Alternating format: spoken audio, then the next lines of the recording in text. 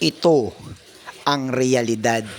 Alam naman natin ang lahat. Sa panahon ngayon, hindi mo alam kung saan pupulutin ang kwarta. Kaya kung meron ka dyan, ingatan mo. Gawan mo ng paraan para hindi ka maubusan. Dahil hindi sa lahat ng oras ay nasa bulsa mo pa yan. Lalong-lalo na kung hirap kang humanap ng diskarte. Dahil sa panahon ngayon ay mahirap na rin humanap ng trabaho. Lalo na kapag marami kang tato. Nag-a-apply ka pa lang, panigurado ng laglag ka dahil sa dami ng mga husgado.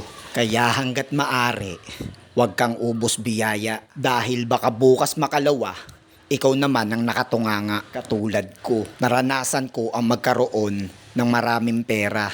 Pero ngayon, halos wala na. Nakakalungkot lang isipin, no?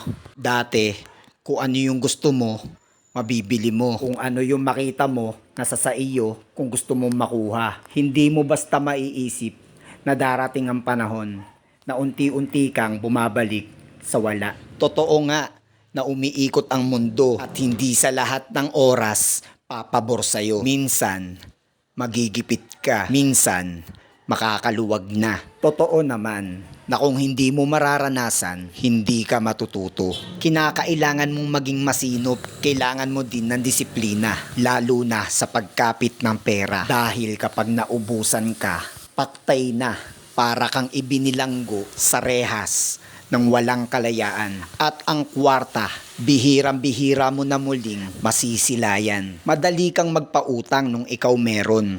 Oo. Madali kang lapitan kung ikaw ang meron. Oo. Madali ka rin hiritan nung ikaw ang meron.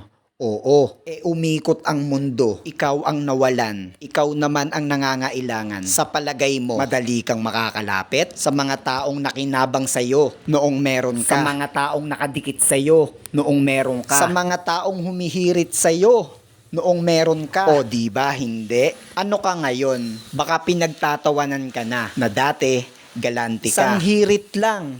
Heto ka agad. Walang alinlangan sa pag-abot. Ngayon, ano ka?